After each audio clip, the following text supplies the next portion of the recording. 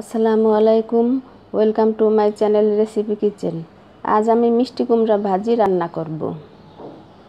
এখানে মিষ্টি কুমড়াগুলো ধুয়ে পরিষ্কার করে নিয়েছি।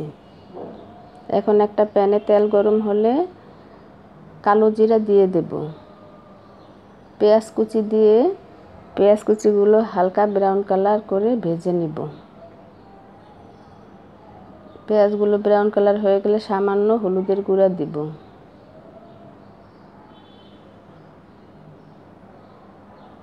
হলুদের গুঁড়াটা পেঁয়াজের সাথে মিশিয়ে নিতে হবে।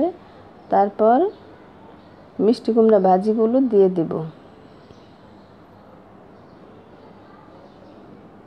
স্বাদ মতো লবণ দিয়ে ভালোভাবে নেড়ে ঢাকনা দিয়ে ঢেকে 5 মিনিটের মতো রান্না করতে হবে। কাঁচামরিচ কুচি,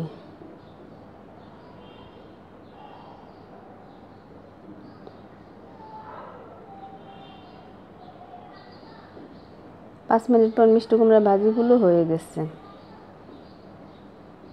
ভিডিওটা যদি আপনাদের ভালো লেগে থাকে তাহলে সাবস্ক্রাইব করবেন। আপনারা ভালো থাকবেন। আল্লাহ হাফেজ।